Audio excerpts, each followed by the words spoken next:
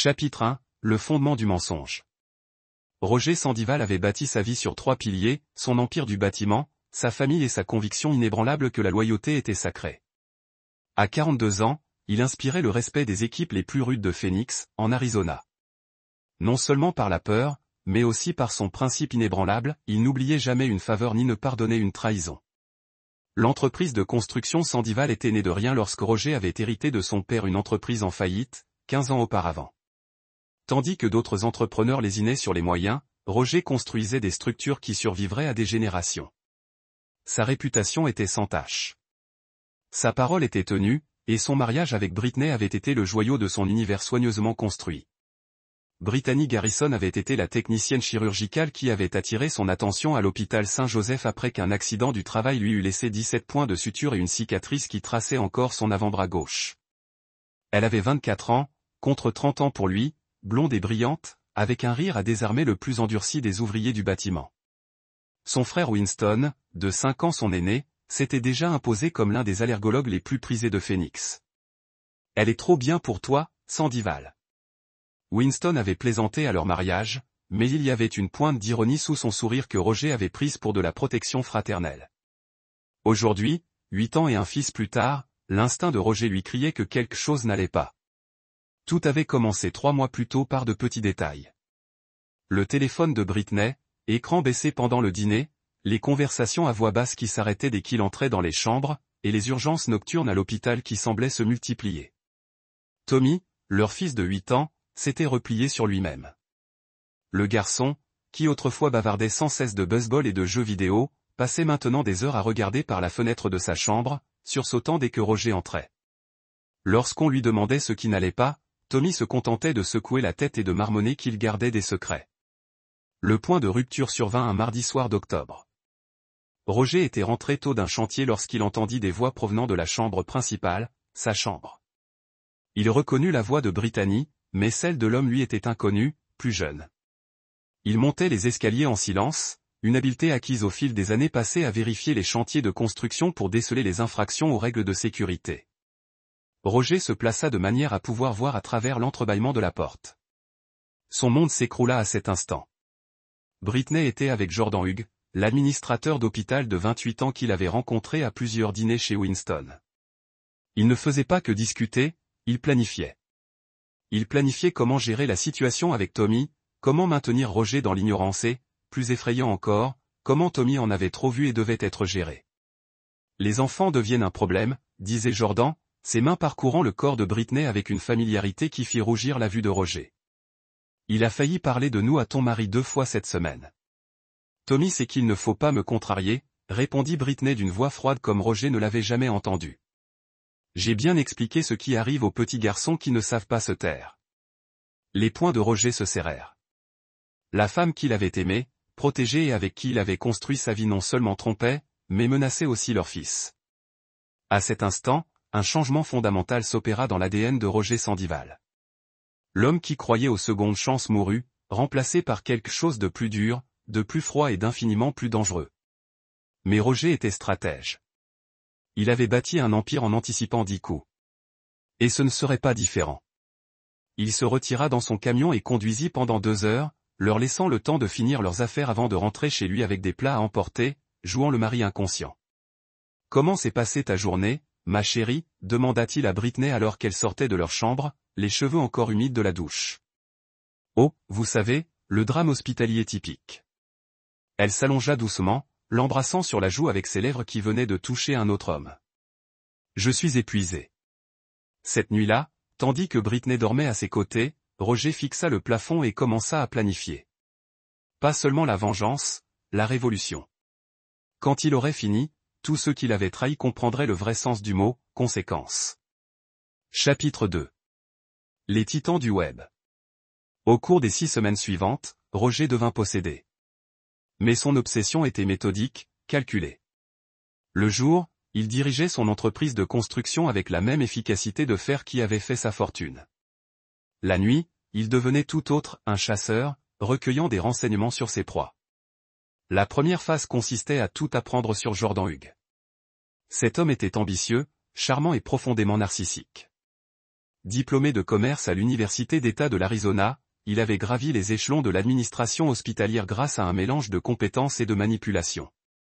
Il conduisait une BMW de location, vivait dans un loft branché du centre-ville et avait eu des aventures avec des femmes mariées. Plus important encore, Jordan Hughes était un lâche. Roger l'avait découvert grâce à une observation attentive et à quelques conversations bien placées. Jordan n'avait jamais participé à un vrai combat, n'avait aucune expérience militaire ou policière et cédait sous la pression. C'était le genre d'homme capable de séduire la femme d'un autre, mais qui s'effondrait dès qu'il en subirait les conséquences. Britney s'est avérée plus complexe. La femme que Roger pensait avoir épousée n'était apparemment qu'une façade. Par l'intermédiaire du détective privé Marshall Patton, un ancien policier qui devait plusieurs services à Roger. Il apprit que Britney avait été renvoyée de 2 postes à l'hôpital pour relations inappropriées avec des collègues. Elle avait l'art de brouiller les pistes, utilisant les relations de son frère pour trouver à chaque fois de nouveaux postes. Votre femme est ce qu'on appelle une infidèle en série, expliqua Marshall lors d'une réunion nocturne sur un chantier. Les schémas sont toujours les mêmes. Elle cible les hommes dotés de ressources ou de relations, les utilise jusqu'à en tirer le maximum d'avantages, puis passe à autre chose. Vous étiez censé être son butin final, Sandival, l'homme d'affaires prospère avec qui elle pourrait s'installer. Alors pourquoi cette liaison avec Hugues, demanda Roger, même s'il se doutait déjà de la réponse. Hugues et sa stratégie de sortie, son salaire d'administratrice d'hôpital, ses relations dans le milieu médical, et il est assez jeune pour lui offrir 15 années supplémentaires d'opportunités. Je suppose qu'elle envisage de divorcer et de prendre la moitié de vos biens, puis d'épouser Hugues dans l'année. Cette révélation expliquait tout. Les récentes questions sur l'entreprise, son intérêt soudain pour leurs documents financiers et les rencontres avec des avocats spécialisés en divorce dont elle pensait qu'il ignorait l'existence. Mais la découverte la plus bouleversante est venue de Tommy lui-même. Roger avait toujours été proche de son fils et, au fil de conversations discrètes et prudentes, il avait reconstitué la vérité. Tommy avait été témoin de plus qu'une simple liaison, il avait vu Jordan Hughes frapper Britney lors d'une dispute. Lorsque Tommy avait essayé de tout dire à son père, Britney l'avait empoigné si fort qu'il lui avait laissé des bleus et lui avait dit que les papas se fâchent beaucoup quand les petits garçons mentent, et que les papas en colère ne rentrent parfois plus à la maison. L'enfant vivait dans la terreur, persuadé que dire la vérité détruirait sa famille. Cette nuit-là, Roger serra Tommy dans ses bras tandis qu'il finissait par craquer et lui racontait tout. Le garçon sanglotait contre la poitrine de son père, s'excusant de garder des secrets, terrifié à l'idée que Roger disparaisse comme Britney l'avait menacé. « Écoute-moi, mon fils, dit Roger d'une voix ferme malgré la rage qui le brûlait. Tu n'as rien fait de mal. Rien. Et papa ne va nulle part. Mais on va jouer à un jeu, d'accord ? Un jeu où on fait comme si tout était normal jusqu'à ce que je dise qu'on peut arrêter. » Tommy hocha la tête, faisant entièrement confiance à son père. Cette confiance serait l'arme que Roger utiliserait pour tout les détruire. Le plan qui en résulta était élégant dans sa simplicité et dévastateur dans son exécution. Roger utiliserait leur propre tromperie contre eux, transformant leur réseau de mensonges en un piège si parfait qu'ils ne se rendraient compte qu'il était trop tard. La phase 1 nécessiterait la coopération du docteur Winston Garrison. Roger s'était toujours demandé ce qu'il en était de son beau-frère. Winston était un homme accompli, respecté et jamais marié malgré sa beauté et sa richesse. Il vivait seul dans une maison bien trop grande pour une seule personne et avait toujours été étrangement protecteur envers Britney, ce qui mettait Roger mal à l'aise. Il lui fallut 3 semaines d'observation attentive pour comprendre pourquoi. Winston Garrison ne protégeait pas sa sœur. Il la contrôlait. L'homme qui se présentait comme un frère attentionné manipulait en réalité la vie de Britney à ses propres fins. Tous les emplois qu'elle avait décrochés lui étaient venus de ses relations. Chaque fois qu'elle avait été licenciée, Winston avait arrangé les choses. Il ne l'aidait pas. Il la maintenait dépendante. La question était, pourquoi ? La réponse est tombée par hasard. Roger dînait chez Winston lorsque le téléphone du médecin a sonné. Winston est sorti pour répondre, laissant sa tablette ouverte sur le comptoir. Ce que Roger a vu pendant ces quelques secondes a tout changé. Winston Garrison était obsédé par sa sœur. Non pas protecteur, mais obsédé. La tablette contenait des centaines de photos de Britney, certaines prises à son insu. Il y avait des notes détaillées sur son quotidien, ses relations et ses comportements. Le plus troublant étaient les enregistrements, des heures de conversation téléphonique entre Winston et Britney, où il l'interrogeait sur son mariage, ses sentiments pour Roger et ses projets d'avenir. Winston Garrison était un prédateur, et Britney était sa proie préférée. Il sabotait ses relations depuis des années, la rendant émotionnellement instable et dépendante de lui. Sa liaison avec Jordan Hughes n'était pas seulement une rébellion contre son mariage. C'était une façon d'échapper à l'emprise de son frère, mais pour échapper, il fallait détruire Roger. Cette nuit-là, Roger finalisa son plan. Il leur donnerait à tous exactement ce qu'ils voulaient, et ce faisant, les anéantirait complètement. Chapitre 3. Le spectacle. Le plan commença par un test d'allergie. Tommy a des réactions à certains objets de la maison. Roger en parla avec désinvolture à Britney au petit déjeuner. On devrait peut-être demander à Winston de l'examiner, tu sais, juste pour être sûr. Les yeux de Britney s'illuminèrent, persuadés d'une opportunité. Excellente idée. J'appelle Winston aujourd'hui. Ce qu'elle ignorait, c'est que Roger avait déjà appelé Winston la veille. J'ai besoin d'un service, avait dit Roger, sa voix portant juste ce qu'il fallait de désespoir. Je crois que Britney me trompe. J'ai besoin de preuves. Les pattes de Winston avaient été révélatrices. C'est une accusation grave, Roger. Je sais, mais si je me trompe, j'aurai l'air d'un paranoïaque. Si j'ai raison, Roger laisse tomber la sentence. Tu es la seule personne en qui j'ai confiance pour m'aider à comprendre ça. Tu connais ta sœur mieux que quiconque. Le truc était fait.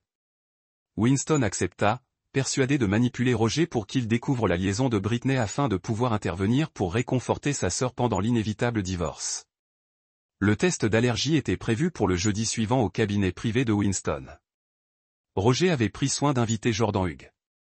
Britney avait mentionné que tu aidais avec des démarches administratives à la clinique de Winston.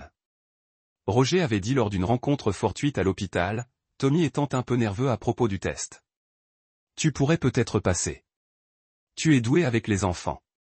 Jordan, persuadé que Roger était complètement inconscient de la liaison, accepta immédiatement. L'opportunité d'être proche de Britney tout en maintenant sa couverture était irrésistible. Jeudi arriva avec tous les acteurs clés en position.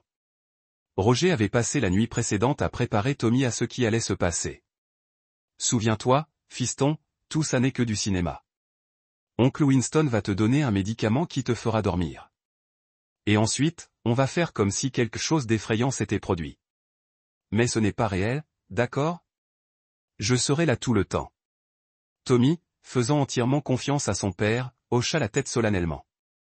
À la clinique, le spectacle commença. Winston administra ce qu'il présenta à tout le monde comme un sérum de test d'allergie, mais qui était en réalité un léger sédatif qui donnerait à Tommy l'impression d'être inconscient sans réel danger. Roger avait vérifié l'innocuité du médicament auprès de ses propres médecins. Alors que les yeux de Tommy se fermaient, Winston commença son numéro. Il y a un problème, annonça-t-il d'une voix s'élevant sous une panique artificielle. Il fait un choc anaphylactique. S'ensuivit une urgence médicale soigneusement orchestrée. Winston hurla des ordres. Les infirmières se précipitèrent avec le matériel et Jordan Hughes tira Britney loin de la table d'examen où Roger tenait son fils mourant.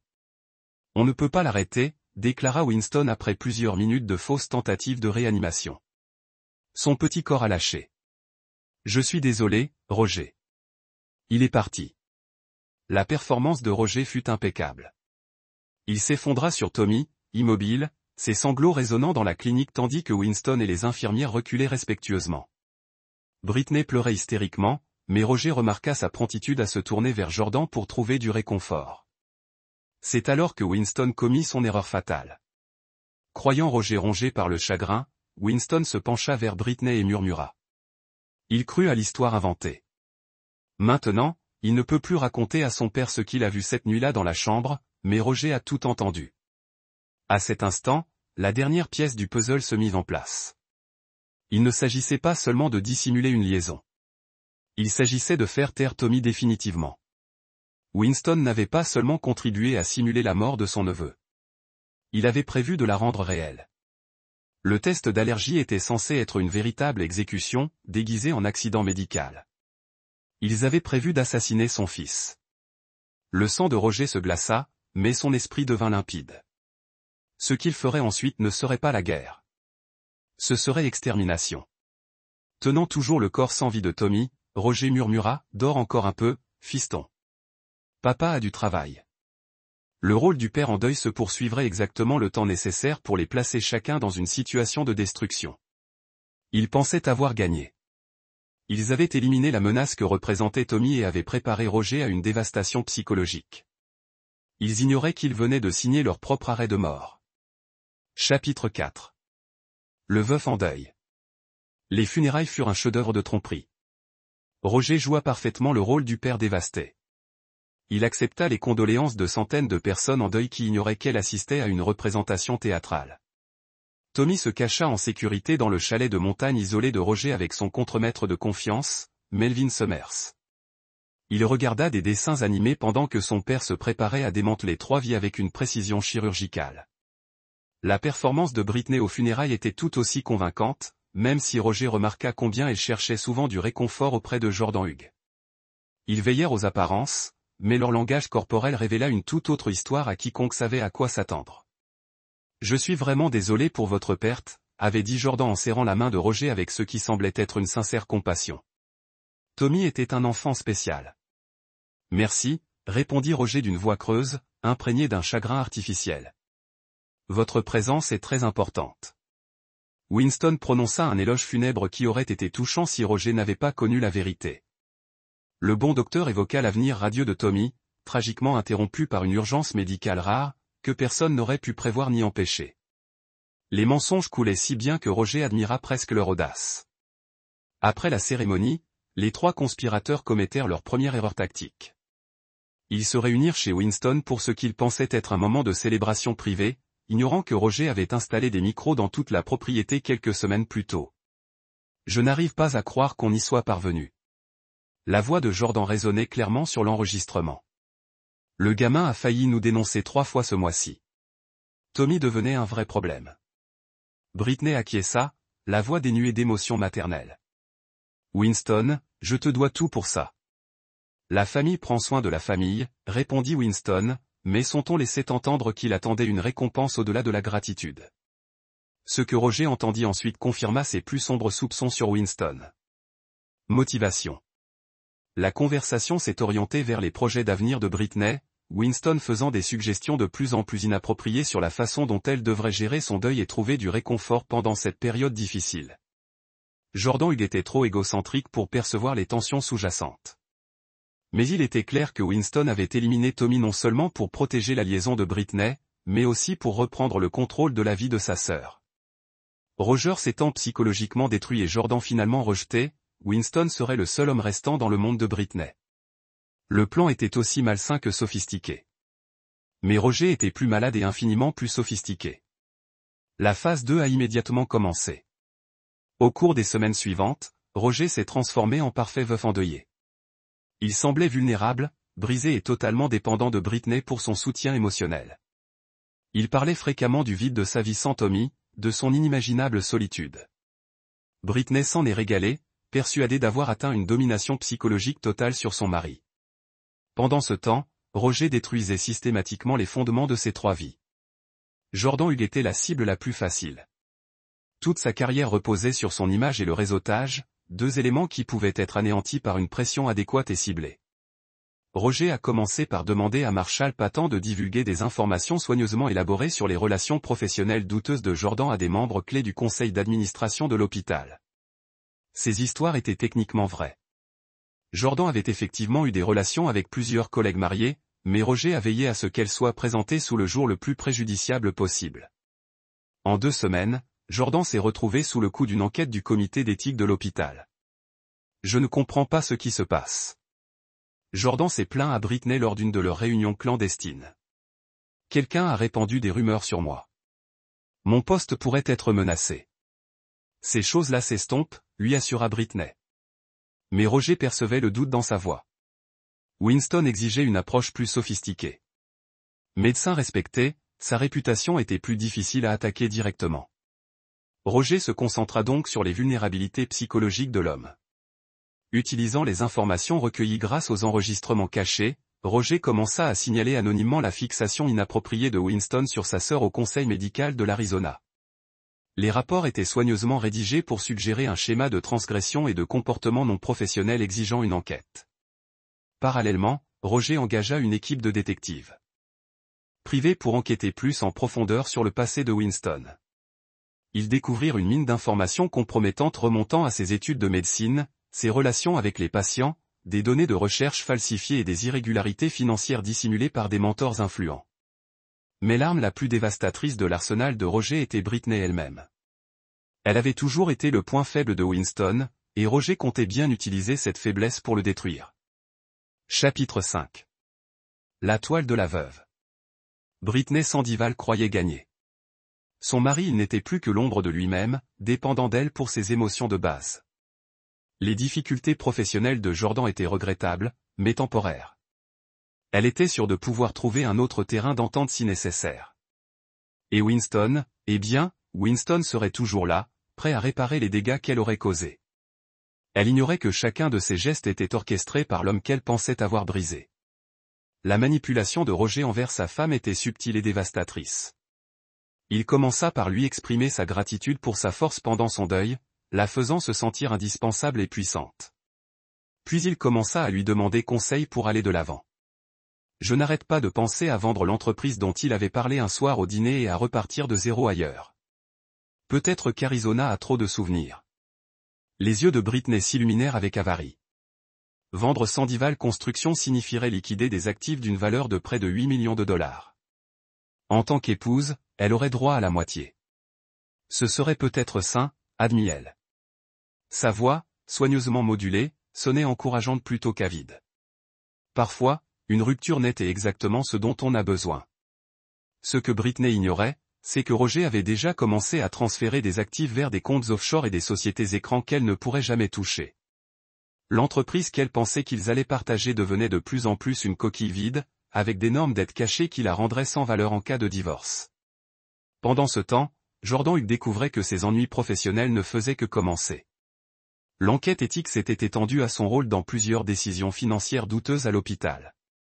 Pire encore, quelqu'un avait fourni anonymement au conseil d'administration des photos de lui dans des situations compromettantes avec plusieurs employés mariés. Ils ont des photos, a déclaré Jordan à Britney lors d'un appel paniqué que Roger enregistrait. Quelqu'un me surveille depuis des mois. Mon avocat dit que je dois me préparer à un licenciement et à d'éventuelles poursuites pénales. Des poursuites pénales. La voix de Britney exprimait une note de peur pour la première fois. Détournement de fonds, fraude, manquement à une obligation fiduciaire. Ils prétendent que j'ai utilisé ma position pour manipuler des documents financiers afin de dissimuler mes affaires. Si tout cela se confirme, je risque la prison. L'ironie était parfaite. Jordan n'était pas coupable de délits financiers, mais il serait néanmoins anéanti par des accusations de délits financiers. Roger avait simplement utilisé l'inconduite sexuelle réelle de l'homme comme base pour de fausses malversations financières, créant un récit si convaincant qu'il aurait été quasiment impossible de prouver son innocence. Mais la chute de Winston fut la plus personnelle et la plus satisfaisante. Le docteur Winston Garrison se targuait de contrôler ses patients, son personnel et surtout sa sœur. Ce qu'il n'avait pas réalisé, c'est que son obsession pour Britney l'avait rendu prévisible, et que les personnes prévisibles étaient faciles à manipuler. Roger commença par fournir à Winston des informations soigneusement élaborées sur l'état émotionnel de Britney. Il parla de sa dépression croissante, de sa culpabilité face à la mort de Tommy et de sa dépendance croissante à des sources de réconfort inappropriées. Je m'inquiète pour elle, confia Roger à Winston lors d'un de leurs dîners habituels. Elle se comporte bizarrement, rentre tard, répond au téléphone en privé. Je pense qu'elle a peut-être une liaison. La réaction de Winston fut exactement celle à laquelle Roger s'attendait, une fureur à peine contenue, masquée par une inquiétude fraternelle. Avez-vous remarqué quelque chose de particulier, demanda Winston, son calme professionnel s'effritant légèrement. Rien de concret, juste de l'intuition. Tu la connais mieux que quiconque, Winston. Que devrais-je faire, à ton avis? À partir de ce moment-là, Winston a commencé à surveiller de manière obsessionnelle les activités de Britney, la suivant, enregistrant ses conversations et documentant sa relation avec Jordan Hughes. Il pensait rassembler des preuves pour aider Roger, mais en réalité, il construisait un dossier pour sa propre destruction professionnelle. L'enquête du conseil médical de l'Arizona avait déjà commencé, se concentrant sur l'intérêt personnel inapproprié de Winston pour le mariage d'un membre de sa famille. Lorsque les activités de surveillance de Winston ont été découvertes et que Roger a veillé à ce qu'elles soient découvertes, les preuves ont dressé le portrait d'un médecin dont le jugement était altéré par une instabilité psychologique. Le coup de génie final a été d'utiliser la surveillance de Winston contre Jordan Hughes. Roger a fourni anonymement au comité d'éthique de l'hôpital des enregistrements de Jordan discutant de sa liaison avec Britney.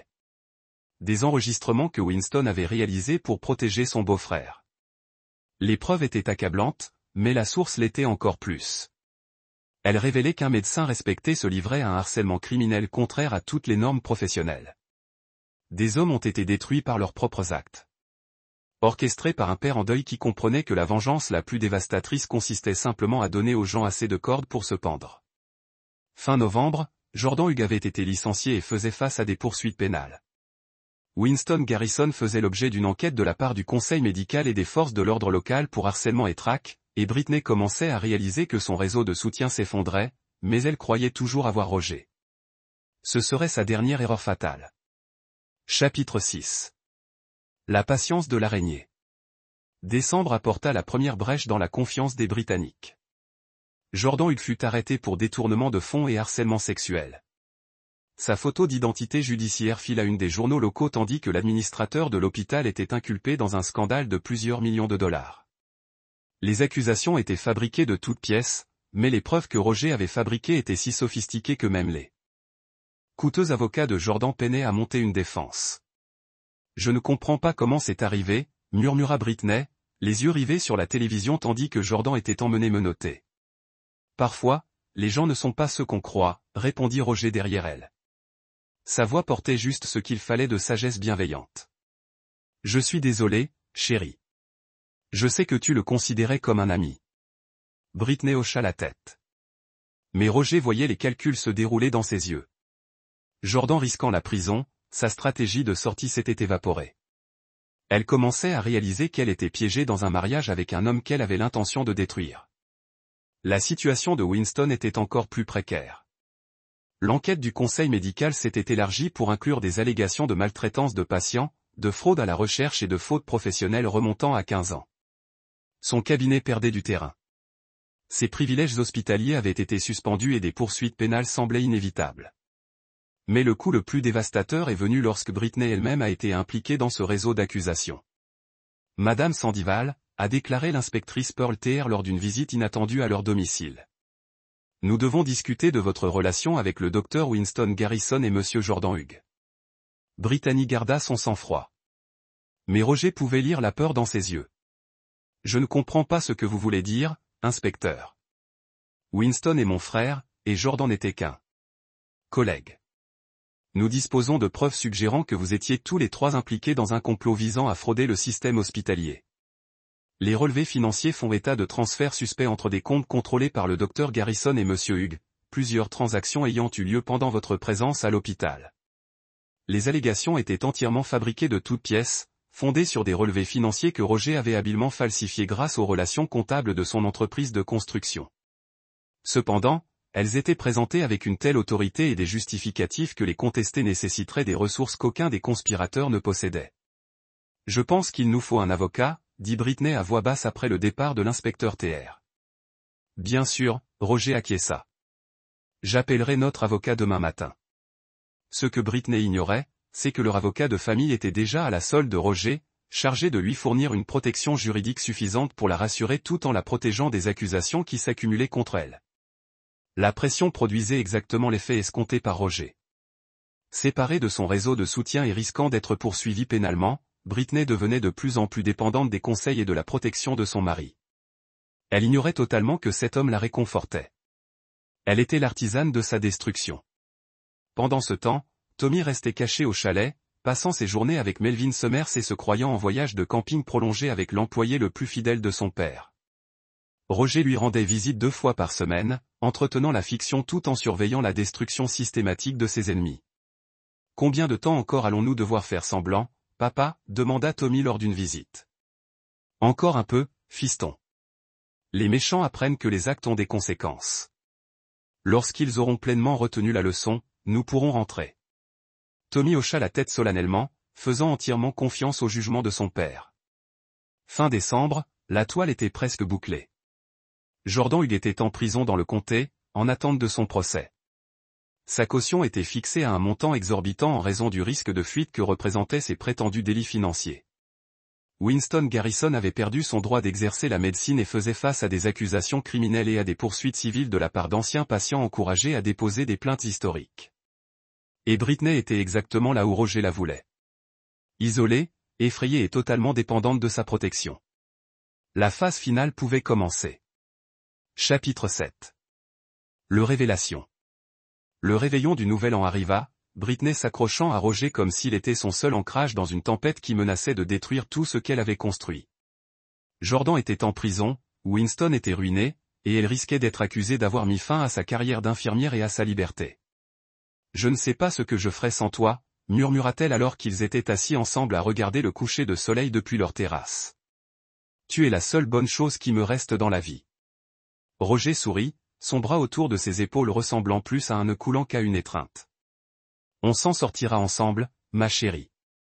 On y arrive toujours. » Mais Roger en avait fini avec les faux-semblants. 8 mois de manipulation minutieuse avaient placé chaque pièce exactement là où il le fallait. Le temps de la subtilité était révolu. « Brittany, dit-il, sa voix prenant un ton qu'elle n'avait jamais entendu auparavant. « Il faut qu'on parle. » Quelque chose dans son inflexion la fit se raidir. « De quoi ?»« De Tommy. » Le nom flottait dans l'air comme une lame. Le visage de Britney devint blanc, mais elle garda son sang-froid. « Roger. Je sais que sa mort a été dure avec vous. Mais sa mort. » Roger se leva, se déplaçant pour lui faire face avec un sourire qui lui faisait geler le sang. « De qui parlons-nous exactement ?» La bouche de Britney s'est ouverte et fermée sans son. La question était trop spécifique, trop indiquée pour être un chagrin décontracté. Quelque chose n'allait pas. « Je ne comprends pas, chuchota-t-elle. Laissez-moi vous aider à comprendre. » Roger a sorti son téléphone et a joué un enregistrement. Il a acheté l'histoire induite. Maintenant, il ne peut pas dire à son père ce qu'il a vu cette nuit-là dans la chambre. Le visage de Britney est passé du blanc au gris. La voix de Winston était indubitable, tout comme l'implication de la complot. Vous voyez, Roger a continué de manière conversationnelle. J'ai entendu chaque mot. Je savais exactement ce que vous et votre frère avez prévu de faire à mon fils. Notre fils ? L'enfant que vous étiez prêt à assassiner pour protéger votre affaire. Roger, s'il vous plaît. S'il vous plaît, quoi ? Veuillez vous pardonner d'avoir prévu de tuer Tommy. Veuillez comprendre que l'adultère justifie le meurtre d'enfants. Veuillez prétendre que la femme que je suis mariée n'est pas une sociopathique qui a conspiré avec elle frère psychotique pour éliminer un témoin. Le masque était complètement éteint maintenant. L'homme en deuil et brisé avait disparu, remplacé par quelque chose infiniment plus dangereux. Tommy n'est pas mort, Britney. Il a été en sécurité et heureux pendant des mois pendant. Que je démente votre petit complot pathétique pièce par morceau. Jordan Hughes est en prison pour des crimes qu'il n'a pas commis mais aurait dû. Winston Garrison a perdu tout ce qu'il a passé sa vie à construire. Et toi ? Le sourire de Roger était vraiment terrifiant maintenant. Vous allez disparaître. Britney a essayé de courir, mais Roger l'avait prévu. La maison avait été subtilement modifiée au cours des mois. Des serrures qui ne pouvaient être ouvertes que de l'intérieur avec des clés. Elle n'avait pas de fenêtres qui avaient été renforcées et alarmées et des caméras de sécurité qui enregistreraient ces dernières heures. Vous pouvez crier si vous le souhaitez, a déclaré Roger en reculant contre la balustrade de terrasse.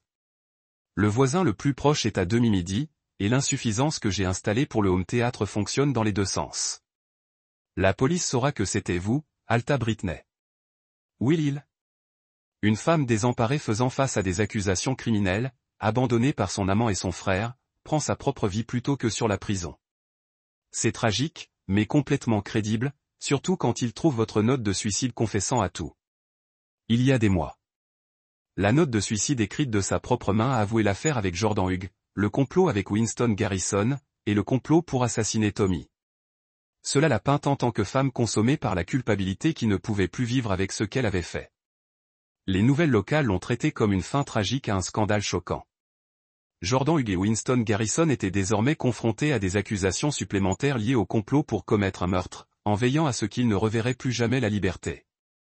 Et Roger Sandival a finalement été publiquement officiellement un veuf en deuil et un père qui avait tout perdu à cause de la trahison de sa femme. Chapitre 8. La réunion. 6 mois après le suicide de Britney, Roger est retourné dans sa cabine de montagne pour récupérer son fils. Tommy avait grandi pendant ces mois cachés, mais il se jetait toujours dans les bras de son père avec la pure joie d'un enfant qui n'avait jamais cessé de croire en son protecteur. « Est-ce que le jeu de simulation est terminé, papa ?» demanda Tommy. « Oui, fils. Les mauvaises personnes ne peuvent plus nous blesser. » Le retour à Phoenix était silencieux. Le père et le fils traitant la fin de leur épreuve partagée à leur manière. Tommy a bavardé sur ses aventures avec Melvin, la faune qu'il avait vue, et les livres il avait lus. Roger a écouté, s'émerveillant de la résilience de son fils et remerciant tout ce que les dieux existaient que Tommy ne connaîtrait jamais toute la vérité sur ce que sa mère avait prévu. « Allons-nous revoir maman et oncle Winston ?» demanda Tommy alors qu'ils approchaient de la ville. « Pas de fils, ils sont partis. Parfois, les adultes font de très mauvais choix, et quand ils le font, ils doivent faire face à des conséquences. Comprenez-vous » Tommy hocha la tête solennellement. À 8 ans, il a compris la justice, même s'il ne comprenait pas toutes ses implications. La maison était différente à son retour. Roger avait passé les semaines précédentes à retirer chaque trace de la présence de Britney, à redécorer la chambre de Tommy et à créer un nouvel environnement où il pourrait construire une vie sans contamination de la trahison. « C'est notre maison maintenant », a déclaré Roger à son fils alors qu'il se tenait dans le salon. « Juste nous. Pas de secret, pas de mensonges, pas de jeu. Tu es d'accord avec ça ? » Oui, papa. Je l'aime mieux quand ce n'est que nous. Les mois suivants ont été une étude dans la reconstruction de la confiance. Tommy, qui avait vécu dans la peur des menaces de sa mère et a été témoin de la violence entre les adultes en qui il aurait dû faire confiance, a lentement appris à être un enfant. Vocabulaire. Satisfaisant. Sur qui avait orchestré sa chute. Il a passé ses journées à écrire des lettres décousues aux journaux et aux services de police en affirmant qu'il a été victime d'un cadre élaboré. Les autorités l'ont traité comme un narcissique délirant incapable d'accepter la responsabilité de ses crimes. Lorsqu'il est finalement mort d'une crise cardiaque dans sa cellule de détention, en attendant le procès, les nécrologies l'ont décrit comme un médecin autrefois respecté qui avait détruit son héritage par un comportement criminel et une instabilité mentale. Aucun d'eux n'a mentionné la fête d'anniversaire des enfants. Roger et Tommy ont assisté ce même week-end, où la façon dont Tommy a ri en jouant avec ses camarades de classe, leçon d'un enfant qui se sentait à nouveau en sécurité dans le monde. Chapitre 9, la nouvelle fondation. 5 ans plus tard, Roger Sandival s'est assis dans son bureau surplombant la ligne d'horizon de Phoenix, en examinant les plans de construction pour un nouvel hôpital pour enfants. Sandival Construction avait non seulement survécu au bouleversement de sa vie personnelle, mais avait prospéré, se développant dans la construction des établissements médicaux avec une réputation de normes de sécurité sans compromis. Tommy, maintenant âgé de 13 ans, a frappé à la porte du bureau de son père. « Papa, entraîneur dit, j'ai fait baseball universitaire. Un étudiant de première année sur l'université. Pouvez-vous le croire ?» Roger sourit, se souvenant de l'homme de 8 ans effrayé qui avait déjà eu trop peur de parler au-dessus d'un murmure. Cet enfant était devenu un adolescent confiant qui comprenait la valeur de la loyauté, l'importance de la vérité et la nécessité absolue des conséquences pour la trahison. « Je suis fier de toi, fils. Vous l'avez gagné grâce au travail acharné et au dévouement. » « Merci, papa. » « Oh, et coach veut vous rencontrer sur une sorte d'opportunité de parrainage. » Il dit, « Vous êtes l'homme d'affaires le plus respecté de Phoenix. » Respecté. Le mot portait du poids que Roger appréciait. Le respect était quelque chose qui ne pouvait être gagné que, jamais pris et toujours perdu le moment où vous avez montré une faiblesse pour ceux qui l'exploiteraient. « Je vais l'appeler demain », a promis Roger. Ce soir-là, alors qu'ils partageaient le dîner dans la maison qu'ils avaient reconstruit ensemble, Tommy a posé une question qui avait été des années en préparation. « Papa, tu pensais jamais à maman ?» Roger considérait attentivement sa réponse. Tommy méritait l'honnêteté, mais pas la vérité complète qui le chargerait inutilement. « Je pense à la femme que je pensais qu'elle était », a répondu Roger. « La personne dont je suis tombé amoureuse avant de savoir qui elle était vraiment. Mais je ne manque pas la personne qu'elle s'est avérée être. » « Pensez-vous qu'elle m'aimait ?» demanda Tommy tranquillement. « Je pense qu'elle aimait l'idée de vous.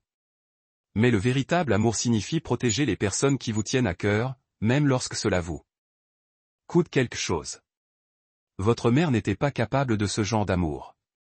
Tommy hocha la tête, traitant cela avec la sagesse d'un enfant qui avait connu à la fois la trahison et la protection. Je suis content que tu m'as protégé, papa. Même quand c'était difficile. C'est ce que font les pères, fils. Nous protégeons ce qui compte et nous nous assurons que les personnes qui blessent notre famille comprennent les conséquences. Plus tard dans la soirée, après que Tommy s'est couché, Roger se tenait sur sa terrasse, regardant la ville qu'il avait conquise grâce à la détermination et à la pensée stratégique. Quelque part au loin se trouvaient les tombes de Jordan Hughes et de Winston Garrison, des hommes qui avaient appris trop tard que la traversée de Roger Sandival était une erreur mortelle. La tombe de Britney était en Californie, où elle s'était soi-disant enfuie devant son suicide. En réalité, ces restes faisaient partie de la fondation d'un projet de construction dans une partie éloignée du désert. Une fin appropriée pour une femme qui avait construit sa vie sur les mensonges et la trahison. Roger n'a ressenti aucune culpabilité à propos de leur sort. Ils avaient choisi leur chemin quand ils ont décidé de menacer son fils. Tout ce qui a suivi était simplement la conclusion logique des choix qu'ils avaient faits librement. Le téléphone a sonné, interrompant ses pensées. La voix de Marshall Patton est clairement passée. « Roger, j'ai quelque chose que vous devez savoir. Rappelez-vous que le journaliste d'investigation qui posait des questions sur l'affaire Garrison le mois dernier? Christina Kennedy? Et elle? Elle a creusé plus profondément. Mon contact au journal dit qu'elle pense qu'il y a plus dans l'histoire que ce qui est sorti devant le tribunal. Elle pose des questions sur les incohérences de chronologie et les irrégularités financières qui ne s'additionnent pas. » Roger sourit dans l'obscurité. Certaines personnes n'ont jamais appris. Organisez une réunion, dit-il tranquillement. Voyons ce que mademoiselle Kennedy pense qu'elle a découverte. Roger, soyez prudent. Les journalistes peuvent être gérés comme tous les autres qui représentent une menace pour ma famille. Merci pour la tête, Marshall. Alors qu'il terminait l'appel, Roger a commencé à planifier. Christina Kennedy apprendrait la même leçon que Jordan Hughes, Winston Garrison et Britney avaient appris. Il y a eu des conséquences pour menacer la paix de Roger Sandival. Certaines personnes l'ont appelé se venger. Roger l'a appelé la lutte antiparasitaire. Dans la chambre principale, Tommy Sandival, 13 ans, dormait paisiblement, en sécurité en sachant que son père le protégerait toujours des monstres qui se déguisaient en êtres humains. Et dans son étude, Roger Sandival a commencé à rechercher tout ce qu'il y avait à savoir sur la journaliste d'investigation Christina Kennedy, se préparant à lui apprendre que certaines histoires étaient trop dangereuses à raconter. Le jeu n'a jamais vraiment pris fin. Cela a juste trouvé de nouveaux joueurs assez stupides pour défier la maison, mais la maison a toujours gagné. C'est là que notre histoire touche à sa fin.